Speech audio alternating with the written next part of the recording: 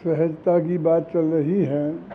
सबसे पहले तो हम श्रद्धा के लेवल पर सहजता की सुख को स्वीकार करें, क्योंकि जब तक श्रद्धा के लेवल पर सहजता स्वीकार नहीं होगी तब तक चारित्र के लेवल पर माने ध्यान की अवस्था प्रकट नहीं होगी। चारित्र के लेवल पर सहजता का प्रकट होना माने वही ध्यान की अवस्था है, वही समाधि है, वही शुद्धोपयोग है, वही आत्मानुभूति है, वही करण लब्धि है, जो भी नाम देना हो जितने वो सब हैं।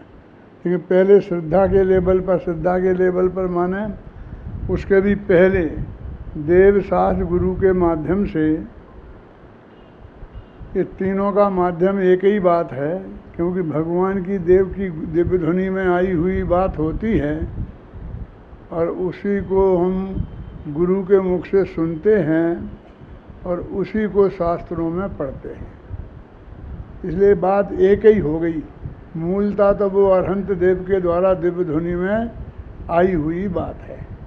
अब हमारा दुर्भाग्य है कि साक्षात अरहंत देव हमें उपलब्ध नहीं हैं, इसलिए हमें या तो उसके विशेषज्ञ जो गुरु हैं उनके माध्यम से ये बात प्राप्त होती है और या फिर हमें जिनवाणी में प्राप्त होती है। नियम सार में खास कर ये बात लिखी है कि जिनवाणी से भी देशना लब्धि की प्राप्ति होती है।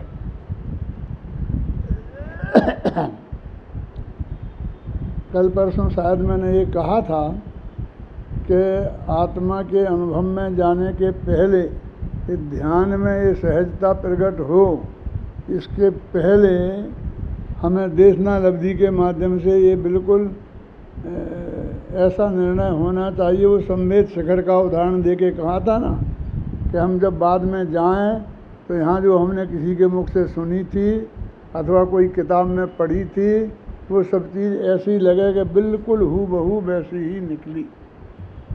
यदि ऐसा लगा कि ये तो अलग ही है, हम तो कुछ और ही समझे थे,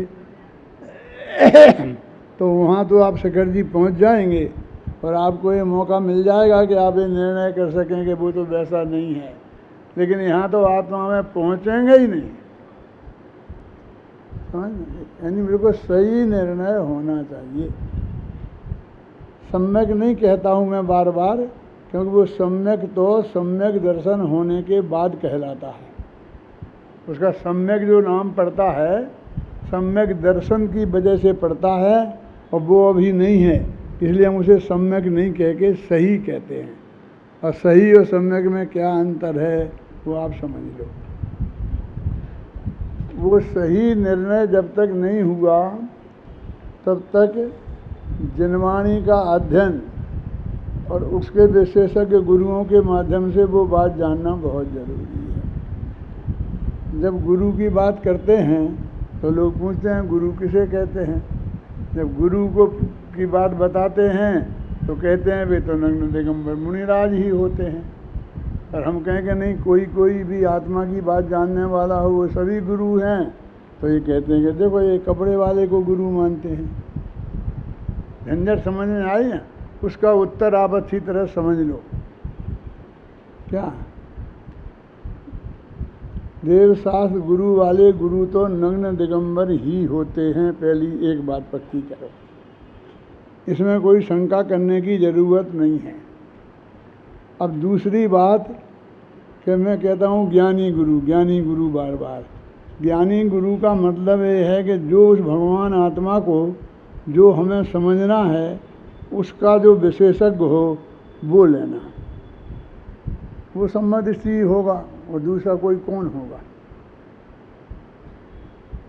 और भी इसमें है कोई पेंच, अभी थोड़ी देर में बताऊंगा, है ना। क्योंकि हम कैसे निर्णय करेंगे एक एक का, तो वो जिनवाणी के अनुसार, जिनवाणी में आत्मा का जैसा शुद्ध से निरूपण है वैसा निरूपण करता हो, हमें उससे मत प्रयोजन है, क्योंकि उसके सम्मा दर्शन का निर्णय तो हम कैसे करेंगे।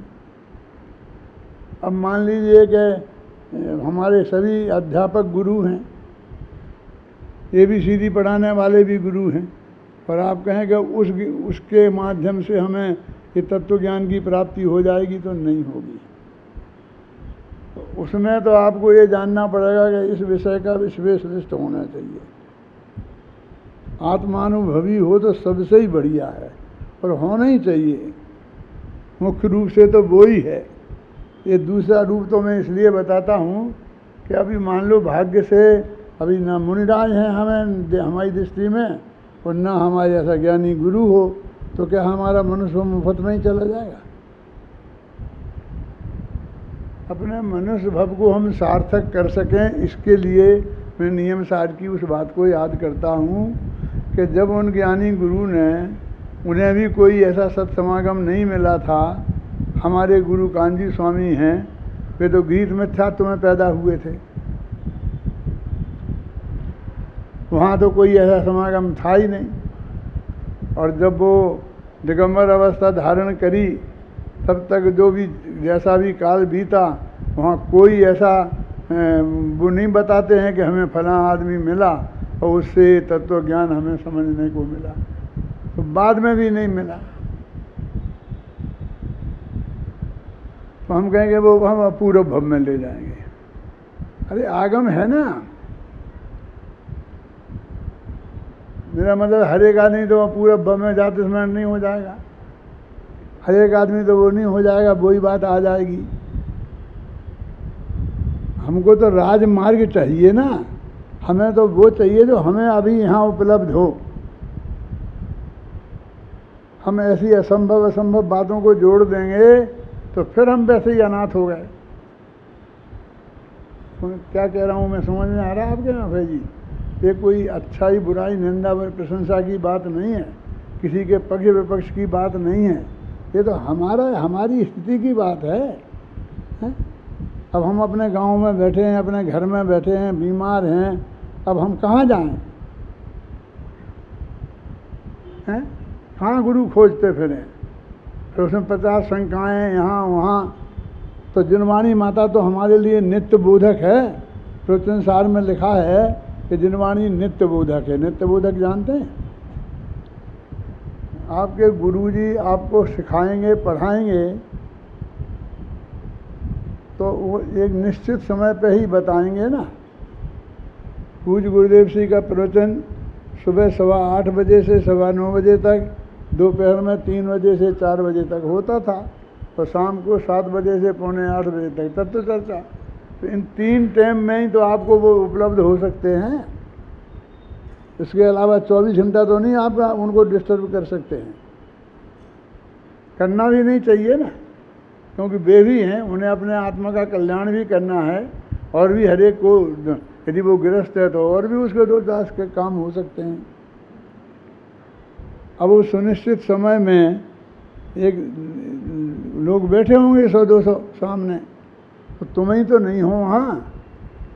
तुम एक प्रश्न पूछोगे, वे जवाब देंगे, फिर कहेंगे तुम बोलो, फिर दूसरे से पूछेंगे कि अब तुम बोलो, तीसरे से पूछेंगे।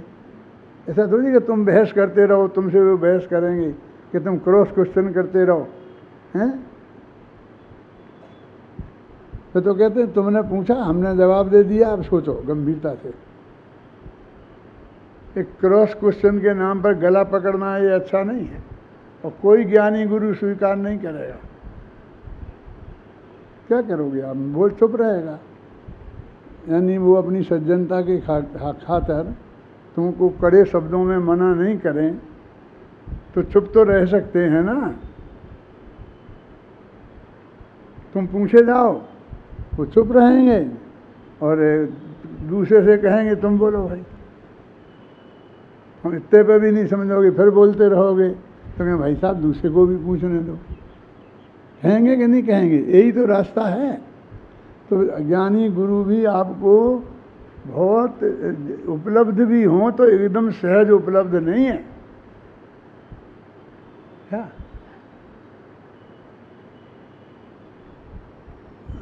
लेकिन शास्त्र, यदि आपको रात के 2 बजे विकल्प आया तो गुरुजी को फ़ोन करेंगे तो क्या होगा? गुरुजी सबसे ये बोलेंगे, घड़ी देखो पहले बेटा। आपका प्रश्न बाद में सुनेंगे, पहले कहेंगे घड़ी देखो। और आप घड़ी देख के बताएंगे तो क्या ये समय पूछने का है? तुम में इतनी अकल नहीं है ही ना? इतना कड़क तो बोल सकते हैं ना गुरुजी, आखिर तुम्हारे गुरुजी हैं। तुम्हें मर्यादा सिखाना भी तो उनका काम है। तुम किसी बड़े व्यापारी को भी रात के 2 बजे फ़ोन करके देखना, नहीं करते हो ना? कोई भी ऐसे ज़रूरी काम होता है तो मैं कहता हूँ इन बच्चों से कि उन्हें फ़ोन लगा दो कि दादा 11 बज गए, अभी कैसे लगा सकते हैं, कल देखेंगे। मैं कहा कोई बात नहीं, मेरा नाम लेना, 11 हो 12 हो चलेगा। अभय को लगाना है, उसमें क्या दिक्कत है? क्यों, अभी लगा सकता हूँ ना। तो कहेंगे नहीं दादा, वो आप तो ठीक कहते हैं, वे आपसे कुछ नहीं कहेंगे, लेकिन तो भी आज की सभ्यता का तकादा नहीं है कि हम इस समय जा कर के फ़ोन करें। तो मेरे कहने का मतलब है सहज उपलब्ध नहीं है। अब रात्रि के 2 बजे आपको विकल्प आया और ये आया है कि ये प्रवचन सार की 63 गाथा से और 79 गाथा तक देखना चाहिए, ऐसा पंडित जी ने कहा था। तो उठाओ, निकालो 63वीं गाथा और 79वीं गाथा तक पढ़ो आनंद से। रात के 2 बजे 3 बजे 4 बजे कभी भी, तो सदा उपलब्ध हैं कि नहीं, लेकिन कब और किसको बोलो। मैंने कहा देखो अभी समय सार सबके बहुत बढ़िया आया है, तो अभी ले लेना, फिर नहीं मिलेगा सहज बाद में। है हमारे यहाँ तो है कि तुम्हारे यहाँ है ना? हाँ मंदिर में है। और मंदिर में होना इनके यहाँ हो गया है? फिर वो तो वैसे ही हो गया ना कि जब तुम मंदिर जाओगे जब ही तो उपलब्ध होगा ना संजय जी। अरे हम मंदिर की नहीं कह रहे, मंदिर में है तो बहुत बढ़िया। मंदिर में कितना है? एक से काम चलता है। तुम स्वाध्याय कर रहे हो और दूसरा आ गया और उसे भी समय सार ही पढ़ना है, तो क्या करोगे? 10 प्रति होनी चाहिए ना, क्यों बोलो? तो घर में क्या? हाँ है, घर में है, हमारी पत्नी के पास है, तुम्हारे पास तो नहीं है ना, तो एक तुम भी ले लो, क्या फर्क पड़ता है? पत्नी की चप्पलों से तुम काम चला लेते हो? कितने जोड़ हैं पत्नी के पास चप्पलें? 2 दर्जन के 3 दर्जन? 1-2 दर्जन तो तुम्हारी भी होंगी। वो सब चलती हैं एक दर्जनों में, और समय सार पूरे घर में एक है। अभी तुम्हें विकल्प आया रात्रि के 2 बजे और वो बेटे बहू के कमरे में हुआ वो समय सार, तो 2 बजे जाके बेटे बहू को जगाओगे कि मुझे समय सार चाहिए? बोलो, कि आप कहना क्या चाहते हैं? प्रत्येक कमरे में होना चाहिए ना। बेटे बहू को इच्छा हो पढ़ने की तो वे तुम्हें रात के 2 बजे जगाएंगे? क्या कहना चाहते हैं आप कि हर कमरे में एक समय सार होना चाहिए कि नहीं? हर कमरे में 2 होना चाहिए, क्योंकि पत्नी पढ़ेगी और तभी तुम्हें स्वाध्याय करना है। तो क्या करोगे? पत्नी के बगल में ऐसा करके देखोगे? क्या करोगे? बोलो। फिर वो जो पेज पढ़ रही होगी वही पेज तुम्हें नहीं पढ़ना होगा, तो जैसे हमारे कपड़े हर एक के अलग अलग होते हैं, अब तो साबुन भी अलग अलग होती है बाथरूम में, पति की अलग और पत्नी की अलग। पति की साबुन से पत्नी नहीं नहाती और पत्नी की साबुन से पति नहीं नहाता है? और शास्त्र एक है? कपड़े अलग अलग, अब तो कमरा अलग अलग है, सब चाहिए अलग अलग, क्योंकि वो तो भाई अब नहीं चलता है रोज। क्यों? कि उसे सोना है और मुझे पढ़ना है। वो कहती लाइट जलाओगे तो फिर मेरी नींद नहीं आएगी, क्या करें? हैं? तो हम लाइट जलाएं कि नहीं जलाएं? देखिए दूसरा कमरे में चले जाओ, हो दूसरा कमरा तब तो चले जाएं। मेरे कहने का मतलब जैसी सहजता आप सब भोगों में रखते हैं ना, ऐसी सहजता जनवाणी में नहीं चाहिए जो हमारे लिए नित्य बोधक है। विचार करो,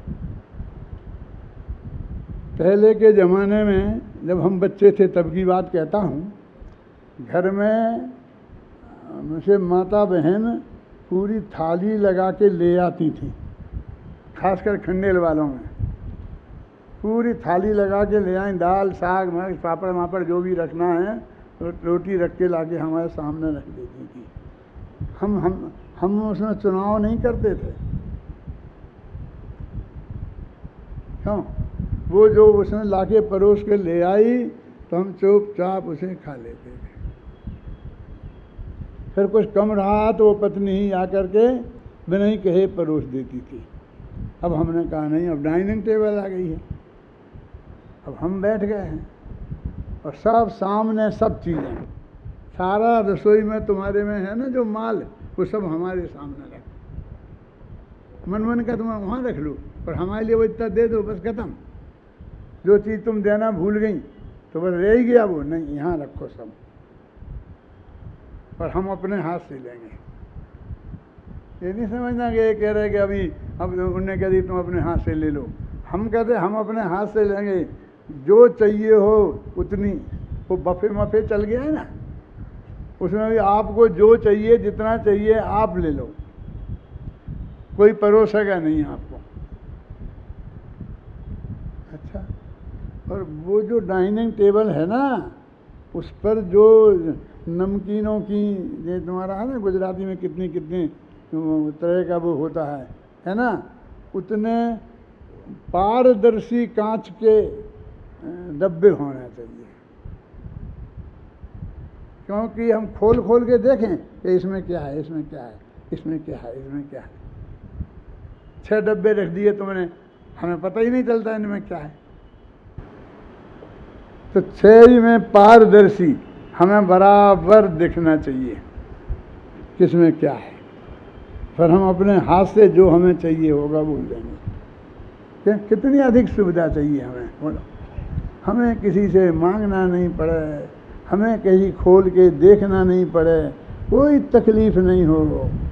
ये जो तुम्हारी सामग्री, सारी भोग सामग्री तुमने डाइनिंग टेबल पर सजा दी है, ये क्या करती है? एक ये भोग एक इच्छा को उत्तेजित करने के अलावा और क्या करती है, बोलो। समझ में आई ना? ये नमकीन अच्छा दिखता है, थोड़ा चक्के देख लूँ, ये मिठाई अच्छी दिखती है, ये देख लूँ। ये सब चीज़ें हम भोग सामग्री को गुप्त रखते थे और गुप्त ही भोगते थे। भोजन भी हम दूसरों के सामने करना पसंद नहीं करते थे, अकेले में एकांत में ही पसंद करते थे, है ना। अब आज हमें बिल्कुल सबके सामने सब चीज़ चाहिए, अपने हाथ से हम उठाएंगे, पूरी आज़ादी चाहिए। कोई ये नहीं कहे कि ये नहीं है, क्योंकि वो पत्नी से हम मिठाई मांगेंगे कि तुम्हें डायबिटीज़ है, मिठाई नहीं मिलेगी, चुपचाप बैठो खाने का। कि नमक कम है आज, तुम्हें मालूम नहीं है ब्लड प्रेशर आज तुम्हारा बढ़ गया है। अभी ये पत्नी खाना ही नहीं देती है, क्या करें। सब सामने नमक रखा हो, मिठाई रखा हो, तो पत्नी से पूछना तो नहीं पड़े कि वो देख लेगा तो मानेंगी नहीं, कि जब वो अंदर जाए ना रसोई में तब उठा लेना। ऐसे ऐसे होशियार लोग हैं कि नहीं। मैं सब ये बताना चाहता हूँ कि हमने भोग सामग्री को कितना सहज उपलब्ध किया है कि नहीं किया है। तो हमारी ज्ञान सामग्री भी हमें वैसी ही सहज उपलब्ध रहना चाहिए कि नहीं।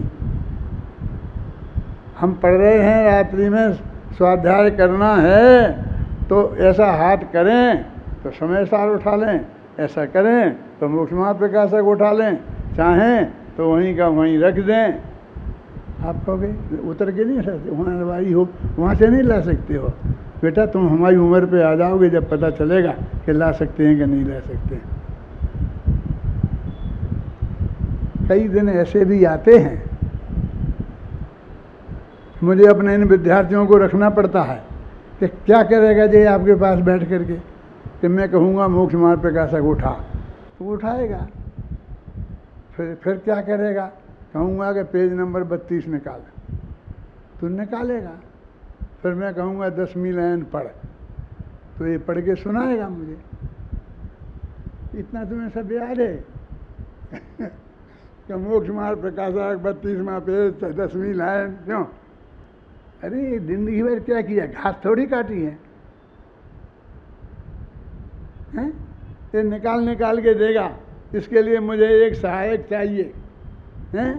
कि मैं अपनी किताब उठा के पढ़ नहीं सकता हूँ।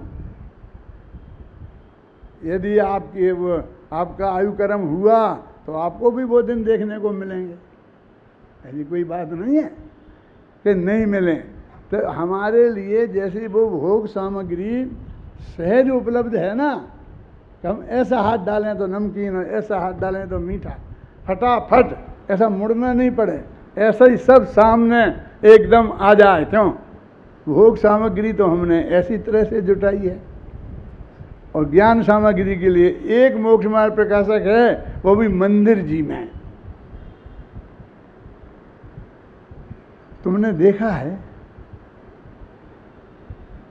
हमने तो कभी खोल के देखा ही नहीं, तो क्या पता वो मोक्ष मार्ग प्रकाशक है कुछ और है।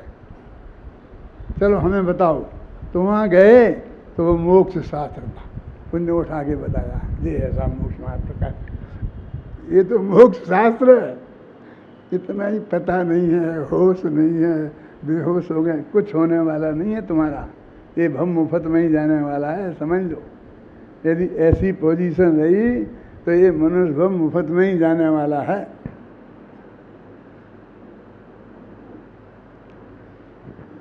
जिनवाणी को प्रवचन सार में नित्य बोधक कहा है।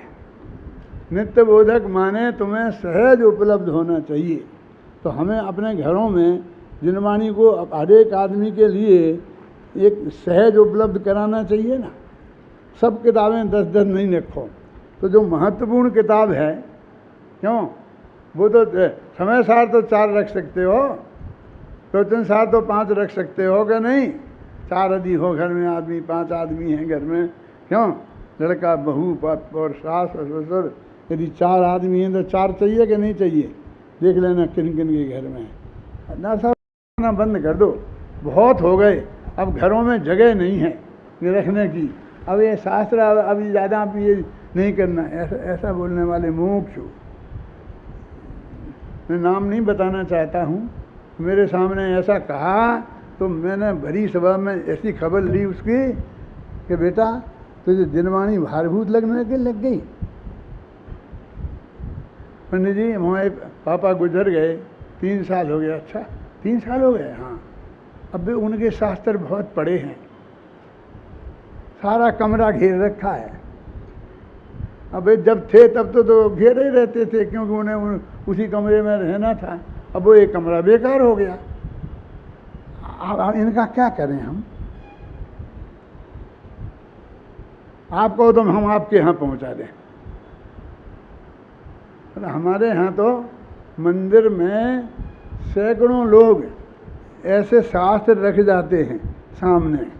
हमने एक विक्रेता ऐसा बुक स्टॉल लगा रखा फ्री का, कि जिसको रखना हो रख जाओ और जिसको लेना हो ले जाओ, चाहे जो किताबें। और हम अपनी किताबें भी रख देते हैं, और वो आने वाली किताबें भी रखी रहती हैं।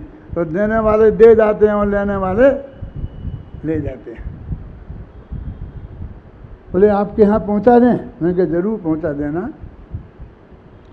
साथ में वो अलमारी भी पहुँचा देना जिसमें वे रखे हैं, और एक कमरा भी बनवा देना हमारे यहाँ कि जिसमें हम वो अलमारी रखें। क्यों? और संभालने के लिए एक लाइब्रेरियन रखेंगे तो उसका 10,000 रुपये महीना भी आपको देना पड़ेगा, क्योंकि आपकी किताबें हम संभालेंगे ना। आपको घर संभालना पड़ता है। क्यों? जयपुर में जो घर है ना तुम्हारा संजय भाई, तो उसे संभालने के लिए कोई आदमी रखा? वो 10,000 से कम में मिल गया? रखते हैं कि नहीं सब? नहीं मोटा नहीं, तुम 12 महीना रखते हो यहाँ देवलाली में आदमी। बोले क्या करें, जब आए तो कम से कम साफ तो कमरा मिले, नहीं 3 दिन तक सफाई करते रहे। चौथे दिन चले जाएं घर वापस। तो कमरा संभालने के लिए चाहिए, और सब आटा दाल संभालने के लिए आदमी चाहिए, और शास्त्र संभालने के लिए नहीं चाहिए।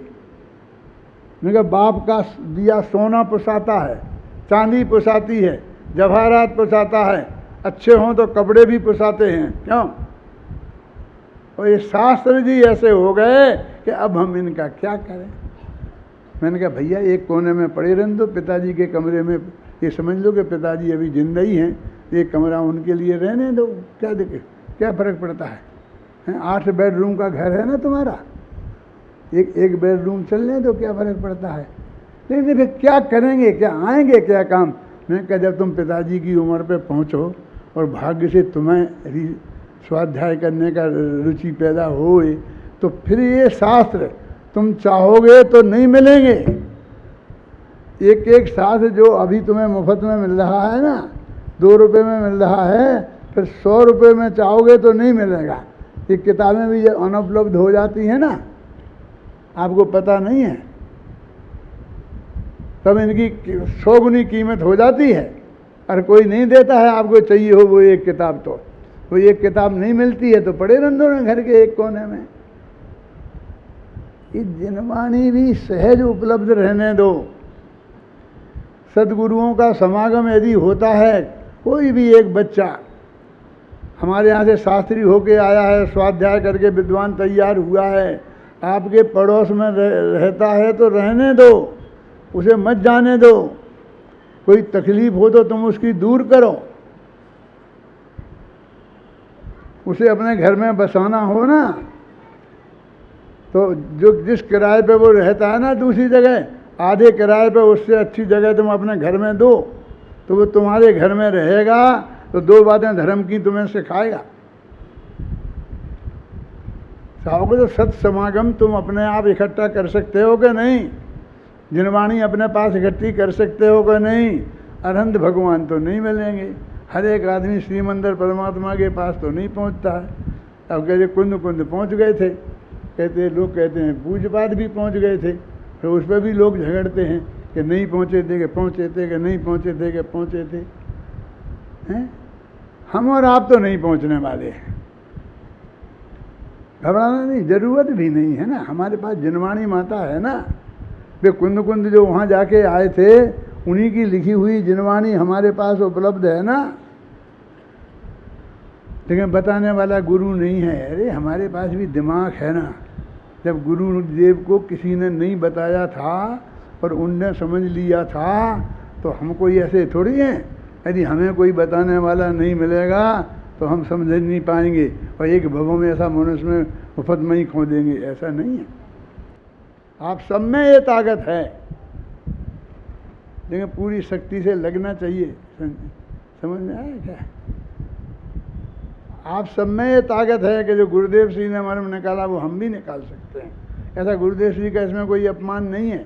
हम ऐसे कहें कि भैया कोई नहीं निकाल सकता, कोई नहीं निकाल सकता, अकेला उनने ही निकाला, तो हम कहना आदिनाथ को केवल ज्ञान था और कोई को नहीं हो सकता, और कोई को आदित्यनाथ को नहीं, कोई किसी को नहीं, किसी को, फिर वो आदिनाथ का अपमान हो जाएगा क्या? है? आदित्यनाथ को भी केवल ज्ञान, संभवनाथ को भी केवल ज्ञान, 24 तीर्थंकरों को केवल ज्ञान, सब गणधरों को केवल ज्ञान, क्यों? और फिर साधारण मुनियों को भी केवल ज्ञान। तुम तो केवल ज्ञान को बिल्कुल सस्ता कर दिया, टमाटर जैसा।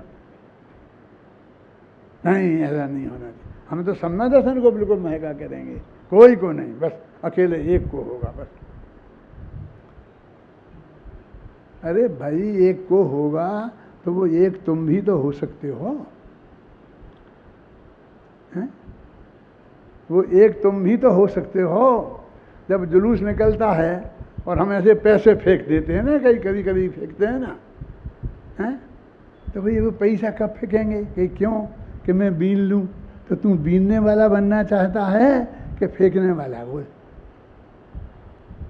तुझे क्या बनना चाहिए?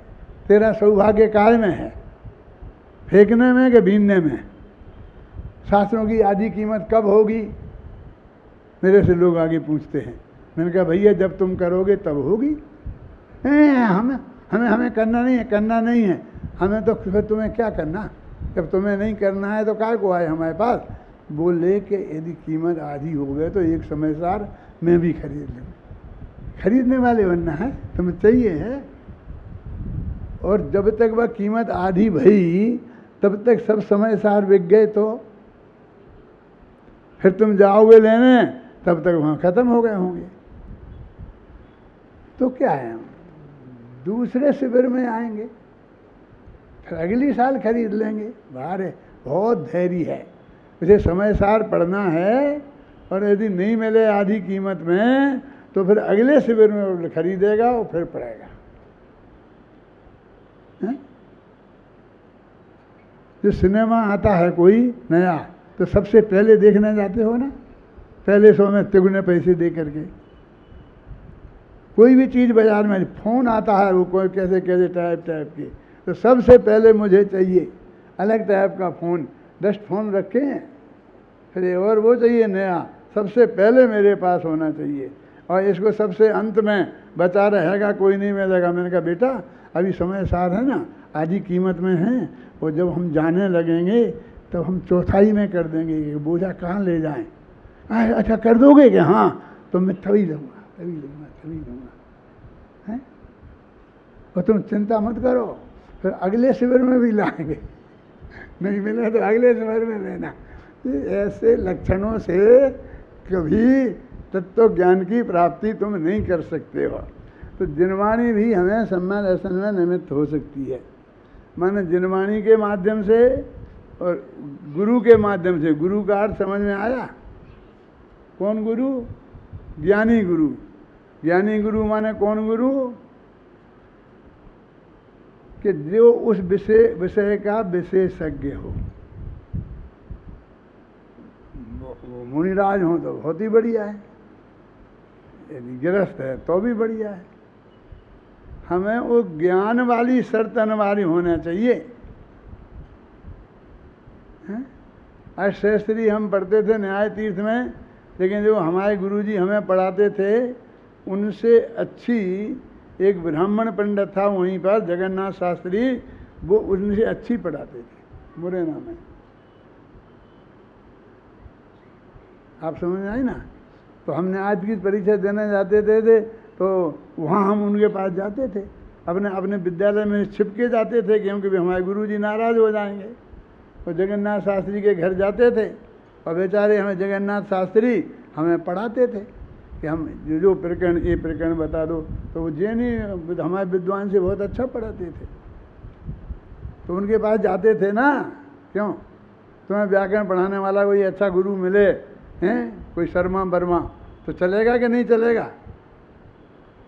आत्मा के मामले में शर्मा वर्मा नहीं चलेगा, आत्मज्ञ चलेगा। भाई जो विषय तुम्हें समझना है उसका जानकार चाहिए ना। ये गुरु की ये परिभाषा होनी चाहिए कि नहीं, जो जिस गुरु से हमें समझने के लिए जाना है। और यदि तुम्हें आहार देना हो तो नग्न दिगंबर वीतरागी मुनिराज हैं, वे सच्चे गुरु हैं, आए तुम्हारे घर के सामने तो पढ़ खाना और अच्छी तरह से आहार देना। यदि लेकिन वो नहीं जानते हैं उस विषय को, तो वे तुम्हारे उस काम नहीं आएंगे। तुम कहो हम उनसे समझ लेंगे, तो वे जो समझाएंगे वो तुम्हारे, हमें नहीं समझना है।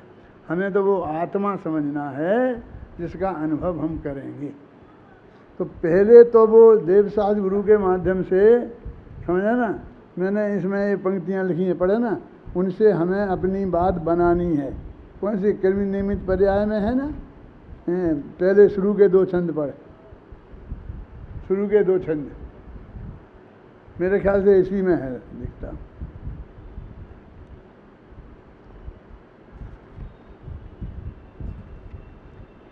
हाँ यही है, तीसरे छंद में है। पढ़ो, पहले दूसरे छंद से पढ़ो। हाँ। अपने अपने इष्ट देव को सभी मानते हैं सर्वज्ञ, अपने अपने गुरुजनों को सभी मानते हैं मर्मज्ञ। दिव्य ध्वनि अनुसार रचित जो शास्त्र वही जिनवाणी है, इनके ही मंगल प्रसाद से अपनी बात बनानी है। हमें अपनी बात बनानी है ना, हमें आत्मा का अनुभव करना है ना, तो हमारी बात इनके सहयोग से बनेगी। जरा दूसरे छंद से पढ़ो ना। स्वयं सिद्ध सर्वज्ञ स्वभावी परमात्म का अभिनंदन, अजय अनादि मध्यांत आत्मा का कर कोटि कोटि वंदन। वीतराग सर्वज्ञ हितंकर अरहंतों का सिद्धों का वंदन अभिनंदन करते हैं सभी संत भगवंतों का। बस पंच परमेश्वरी तक ही लाए बंधन करने में, यानी बंधन करने में हमने वो नहीं खोजा कि जो हमें समझा देगा। यहाँ हम इसमें जो देवसाय गुरु को लाए, क्या लिखा ना चौथी पंक्ति, बंधन अभिनंदन करते हैं सभी संत भगवंतों का। उन्हें तो हम भगवान कह रहे हैं। हाँ। अपने अपने इष्ट देव को सभी मानते हैं सर्वज्ञ, अपने अपने गुरुजनों को सभी मानते हैं मर्मज्ञ। दिव्य ध्वनि अनुसार रचित जो शास्त्र वही जिन वाणी है, इनके ही मंगल प्रसाद से अपनी बात बनानी है। देव शास्त्र गुरु के प्रसाद से द्रव्य और पर्यायमयी वस्तु का स्वरूप जो जाना जाता है आनंदमयी।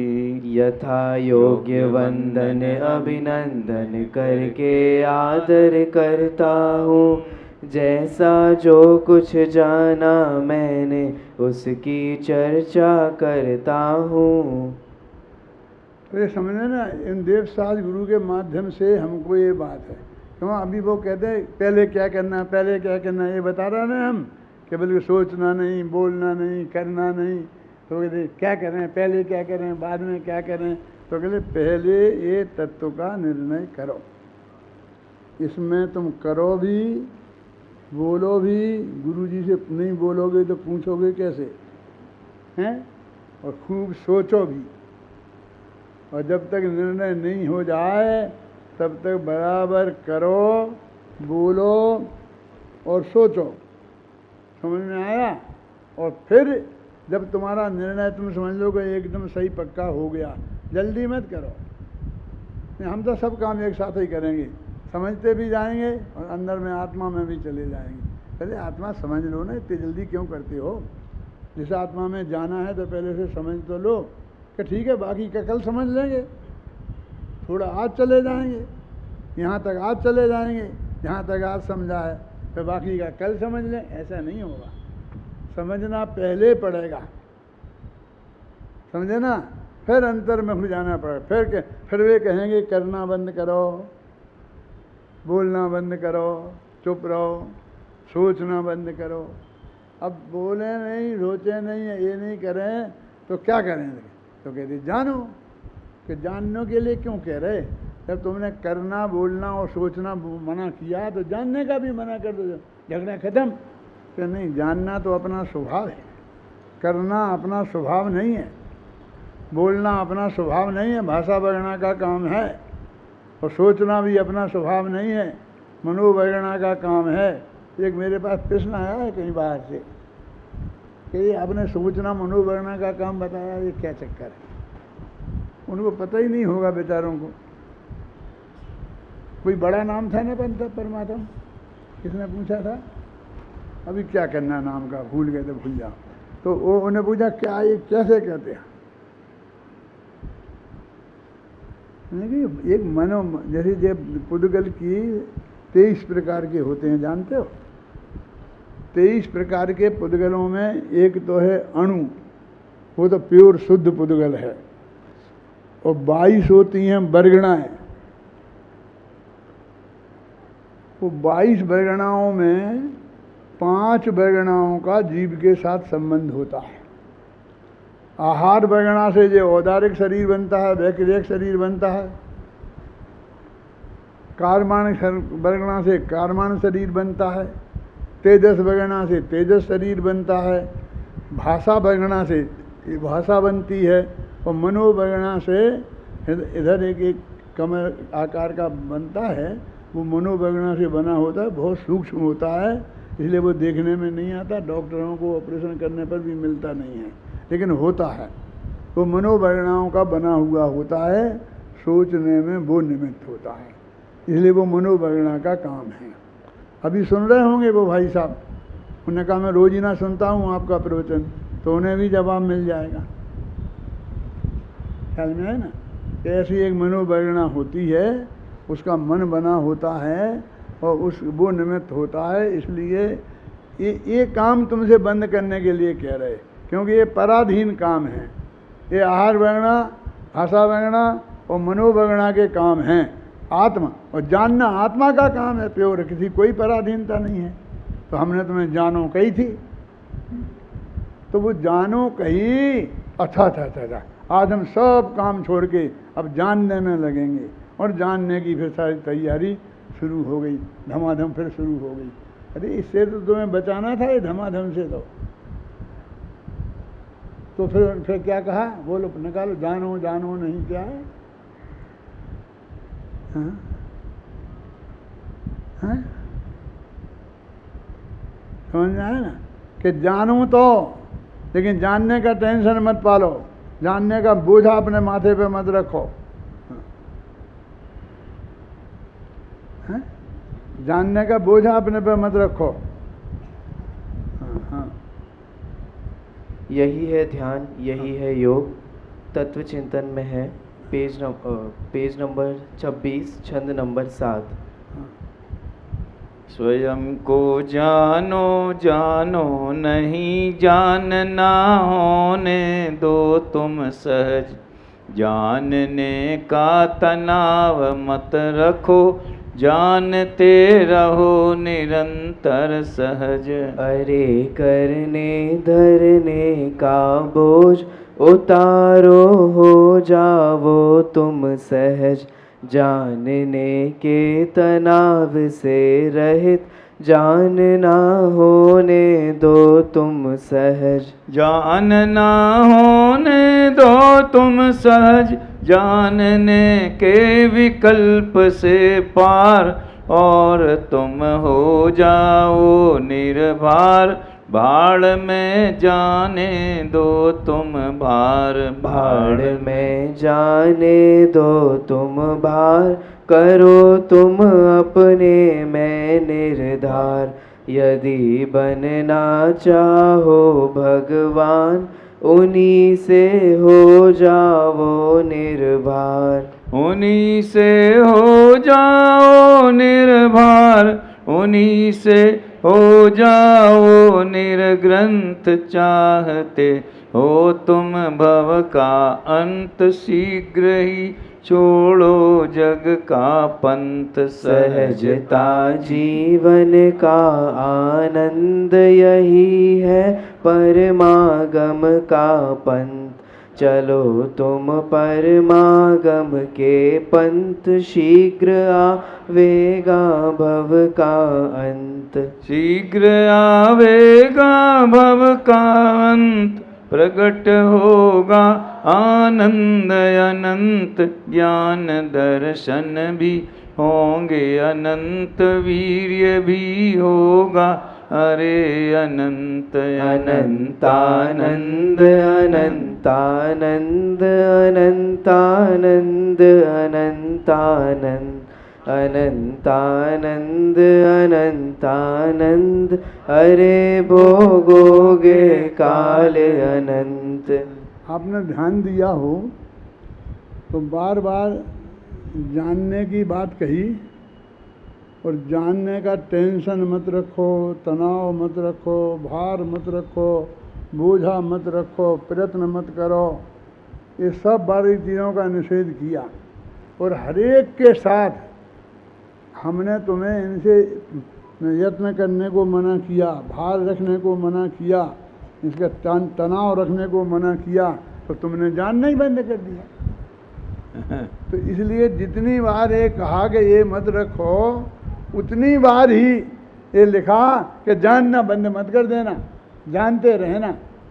फिर पढ़ो उन छंदों को, अब ध्यान से सुनना। स्वयं को जानो, जानो नहीं जानना, होने दो तुम सहज, जानने का तनाव मत करो, जानते रहो निरंतर सहज। अरे करने धरने का बोझ उतारो, हो जाओ तुम सहज, जानने के तनाव से रहित, जानना होने दो तुम सहज।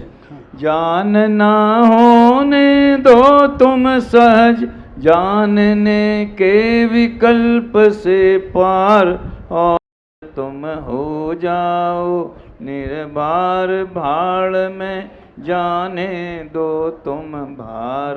भाड़ में जाने दो तुम भार, करो तुम अपने में निर्धार। यदि बनना चाहो भगवान, उन्हीं से हो जाओ निर्भर। उन्हीं से हो जाओ निर्भर, उन्हीं से हो जाओ निर्ग्रंथ, सहते हो तुम भव का अंत, शीघ्र ही छोड़ो जग का पंथ। सहजता जीवन का आनंद, यही है परमागम का पंथ। चलो तुम परमागम के पंथ, शीघ्र आवेगा भव का अंत।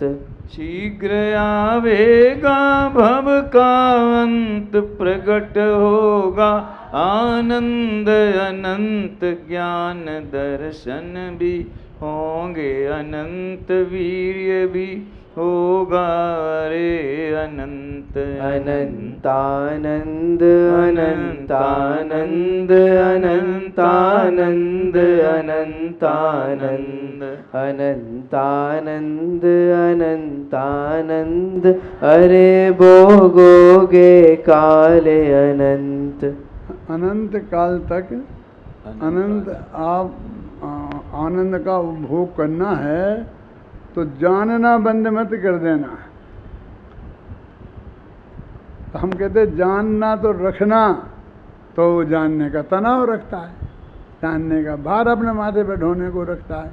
तो कहते नहीं, ये तनाव मत करो लेकिन जानना बंद मत करना, भार मत रखो लेकिन जानना बंद मत करना, सहज जानना होने दो। क्योंकि जानना तो स्वभाव है, वो तो सहज होगा ही। तुम उसकी चिंता मत करो कि यदि हम जानेंगे नहीं तो फिर जानना बंद हो जाएगा, ऐसा नहीं होने वाला है। क्योंकि वो आत्मा का स्वभाव है ना। अग्नि का स्वभाव जलना है, गर्माई है, तो ऐसा नहीं है कि वो ठंडी हो जाएगी। ठंडी हो जाएगी तो मर ही जाएगी, माने आग ही नहीं रहेगी। आग को आग रहना है तो गर्म रहना पड़ेगा। आत्मा को जिंदा रहना है तो जानने का काम कभी बंद नहीं होगा। अब जाने, किसको जानेंगे? अपने आत्मा को जाने, सबसे बढ़िया बात है। अब यहाँ तो कोई झगड़ा है ही नहीं। फिर कहते कि अपना आत्मा जानने में नहीं आए और कदाचित दूसरे चीज़ें जानने में आ जाएं, तो घबराओ मत, उससे पाप लगने वाला नहीं है, उससे कर्म बंधने वाले नहीं हैं। क्यों?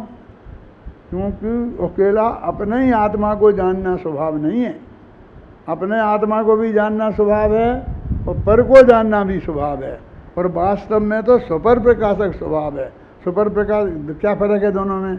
अपना जानना भी स्वभाव है, पर का जानना भी स्वभाव है, और ये नहीं स्वपर, दोनों को जानना स्वभाव है। क्या फर्क है इसमें? ये फर्क है हम जब अपने को जानेंगे, जब पर को नहीं जानेंगे, जब पर को नहीं जानेंगे, जब अपने को नहीं जानेंगे। ये जो हमने एक बीमारी नई खड़ी करी, इसका निषेध है स्वपर प्रकाशक। हमको लगता है पर को जानेंगे तो अपना आत्मा जानने से रह जाएगा, इसलिए पर को मत जानो, हैं? अपने आत्मा को जाने तो पर जानने में रह जाएगा। ऐसा नहीं है। भगवान आत्मा में केवल ज्ञान होने पर तो है ही कि वो दोनों को एक साथ जान सकता है, लेकिन ये अपनी अवस्था में भी दोनों को एक साथ जानना स्वभाव है। मैं आपको बताता हूँ, देखो, एक ज्ञान होता है लब्धि ज्ञान और एक होता है उपयोग। जैसे हमें 5 भाषाओं का ज्ञान है, हम हिंदी जानते हैं, संस्कृत जानते हैं, अंग्रेजी जानते हैं, गुजराती जानते हैं, समझ लो मराठी जानते हैं, 5 भाषाएं हम जानते हैं। तो जब एक भाषा बोलते हैं तो 4 भाषाएं भूल जाते हैं, उनका ज्ञान समाप्त हो जाता है कि हम में रहता है। तो प्रगट रहता है कि शक्ति रूप रहता है? भाई साहब, लोग शक्ति रूप तो केवल ज्ञान है हम में। सारे लोग को जानने का है ताकत हमारी शक्ति रूप। तो ये तो जो लब्धि ज्ञान है तो प्रगट पर्याय का नाम है। वो हमारे क्षयोपशम में लब्धि उपयोग क्षयोपशम का लक्षण है जे ये, उसमें ये निरंतर वो भाषा का ज्ञान भी रहता है। जब हम वाटर बोलते हैं तो हम पानी मंगा रहे हैं, ये हमारे ज्ञान में अंदर में रहता है। वो ज्ञान में रहना, इसलिए दोनों एक स्वा, यदि अंदर में हम जानेंगे तो पर ज्ञान आत्मा में अंदर रहेगा, पर को जानेंगे तो आत्मा जानने में आएगा। तो दोनों ही जानने में आ रहे हैं ना। वो तो मुख्य गुण की बात है बस, क्योंकि बोलना एक साथ नहीं होता है खासकर, इसलिए हमें गौण करते हैं कि इसको गौण किया, इसको मुख्य किया। वो तो अभाव हो जाता है। केवल ज्ञान का तो अभी अपन में अभाव है, शक्ति है वो केवल ज्ञानी होने की हैं। लेकिन ये क्षयोपशम ज्ञान में, लब्धि ज्ञान में और उपयोग में, ये लब्धि ज्ञान हमेशा प्रगट पर्याय में रहता है, पर वो सामने नहीं आता है, गौण होता है। और गौण किसे कहते हैं? कौन बताएगा? हाथ उठाओ जल्दी। एक लाइन में है, बहुत लिखा है। वो गौण किसे कहते हैं? फटाफट। एक ही हाथ नहीं उठता है कि 2-2 जन एक ही क्लास में चला रहे होते हैं। उसके बारे में चुप रहना, इसका नाम गुण है। देखा ना, चुप्पी, गुणता का चुप्पी है, बस चुप रहना। अभी हम ये कह रहे हैं, ये समझा रहे, आप समझे ना, तो हम ये उसके बारे में क्या नहीं करें। क्यों साहब, फिर रात्रि में भोजन करना चाहिए कि नहीं? क्या नहीं, कौन कहता करना चाहिए? तो आप कहते तो हो ही नहीं कि रात्रि में भोजन नहीं करना चाहिए। हम तो 15 दिन से सुन रहे। अरे हम कहते नहीं हैं तो हम मानते नहीं हैं। तो सारी चीज़ें हम एक साथ कह दें। जब वो कहेंगे तब ये नहीं कहेंगे, जब ये कहेंगे तब वो नहीं कहेंगे। लेकिन उसका मतलब ये कहाँ होता? तो अभी हम रात्रि भोजन के बारे में चुप हैं, माने गौण किया है हमने उसे। यही तो हम तो कहते हैं तुम चुप रहते हो, इसका मतलब तुम्हारे पेट में पाप है, माने तुम जानने की बात मना करते हो, तुम्हें रात्रि भोजन नहीं करो ये कहना इष्ट नहीं है। ऐसा आरोप लगाता है हमसे कि कौन कहते हैं भैया? महाराज आते हैं तो हमेशा कहते हैं। तो भाई हमेशा कहते हैं तो तुमने समझ लिया ना। और जे हम जो कह रहे हैं वो महाराज नहीं कहते हैं, वो हम कह रहे तो 2 ही बातें आ जाएंगी तुम्हारी समझ में। वो जो बात महाराज कहते हैं भाई हम कहें तो फिर तुम्हारा ने ये बात कौन कहेगा बताओ? ये बात कहने के लिए कोई महाराज तैयार हो तो हम वो कहने लग जाएंगे, ये महाराज को सौंप देंगे। लेकिन कोई कहता ही नहीं है तो हम क्या करें? हम इसलिए कहते हैं हम गांव-गांव में कहेंगे, हम सोते में कहेंगे, सपने में कहेंगे। आप हंस रहे हो, सचमुच कह रहा हूँ मैं आपको। मैंने ये व्याख्यान, यही नहीं सब व्याख्यान जो मैं बोलता हूँ, कई दफ़े सपने में किए हैं, पूरा आदि से अंत तक, समझे ना। और जब मैं ऑपरेशन हुआ था मेरा और मैं वेंटिलेटर पे था और 7-8 दिन तक बेहोश था बिल्कुल, तो मैं पूरा प्रवचन कर देता था बेहोशी में। तो वो डॉक्टर लोग मेरे से, जब मैं होश में आया तो बोले थे कि पंडित जी वो प्रवचन तो सुनाओ। मैं कौन? कि रिक्शे वाला। तो मैंने कहा रिक्शे वाला तुमने कहाँ सुना? बोले आपने सुनाया हमें बेहोशी में। बेहोशी में पूरा प्रवचन डॉक्टरों को सुना दिया, उसकी हमें किताब दो। तो मैंने किताबें लाके दी, मंगा के दी, तो बोले किताबें पढ़ने का समय किसके पास है, तुम तो हमें कैसेट मंगा दो, तो हम अपनी कैसेट गाड़ी में लगा लिया करेंगे और सुना करेंगे। ये सब दिल्ली की बात है सच्ची। हम तो सोते में जागते में, तुम क्या समझते हो 17 दिन से एक ही बात रगड़ रहे कि सहजता सहजता सहजता। तुम्हें तो ऐसा लगता है एक घंटा रोजीना रगड़ रहे, हम तो 6-6 घंटा रोजीना रगड़ते हैं, सोते में जगते में, नींद में और सपने में। क्या निरंतर, हमें दूसरा कोई काम ही नहीं है, यही पढ़ते रहते हैं हम। अपनी लिखी किताबें अपने ही पढ़ते हैं, अपने पर रीझते रहते हैं। ऐसा हो सकता है? आपके बच्चे हैं ना छोटे छोटे, 2 वर्ष के, 3 वर्ष के, 1 वर्ष के, तो आप उन्हें देख देख के रीझती हो कि नहीं? बहुत अच्छा लगता है कि नहीं? वे हंसते हैं खेलते हैं तो तुम्हें अच्छा लगता है कि नहीं? तो ये हमारे बच्चे हैं, हम भी इनसे खेलते रहते हैं, हम भी इनसे रीझते रहते हैं, हम भी एक एक पंक्ति पढ़ते हैं और फिर रीझते हैं, फिर उस पर विचार करते हैं, फिर इस पर विचार करते हैं, फिर सोचते हैं कि आज तो प्रवचन में हम ये सुनाई देंगे, ये बताई देंगे। तो एक खराब आदत है पीयूष जन्म से ही कि हम नोट वोट नहीं करते हैं, कुछ कोई पर्चा मर्चा नहीं बनाते हैं कि वो पर्चा बना के लाएं फिर देख करके वो बोलें। जो कुछ भी है सब हमारे इधर ही है, बस ये किताबों में है कि इधर है, तो वो हमें याद आती है। अब नहीं तो इन्हें पेज नंबर बता देवे ना, हम बता दें वो बताओ, वो जिस पंक्ति में ये लिखा है हैं, तो भोगोगे काल अनंत, वो निकालता है। मैंने इसको कह रखा है जी मेरा सेक्रेटरी रहना है, मेरे साथ रहना है, तो बेटा सब याद रखना पड़ेगा, जब मैं कहूँगा तब निकालना पड़ेगा। और मैं कोई पेज नंबर नहीं बताऊँगा, किताब का भी नाम नहीं बताऊँगा, बस मैं तो उल्टी सीधी एक आध पंक्ति बोलूँगा, उसका यदि पंक्ति याद नहीं आएगी तो उसका भाव बोलूँगा कि जिसने ऐसा कथन किया है वो चीज़ निकाल, और जल्दी से जल्दी निकाल के देना चाहिए। क्यों ऐसे बनो? तो पागल तो हो थोड़े जिनवाणी के प्रति, इस तत्व ज्ञान के प्रति। तुम कहते हो हमारी समझ में नहीं आता, हमें आत्मा का अनुभव नहीं होता। कैसे नहीं होता है? इसके लिए जितना इसमें भोग देना चाहिए उतना भोग दो तो क्यों, फिर अवश्य तुम्हें इसकी उपलब्धि होगी और आप इसके लिए पूरी तरह तैयार हो जाएं इस शिविर में, और निरंतर इसके का पाठ करें, समझें, विचार करें, अपने पड़ोसियों से चर्चा करें, विद्वानों से पूछना हो पूछें, फिर आपको काम कैसे नहीं होता है, अवश्य होगा और होगा ही।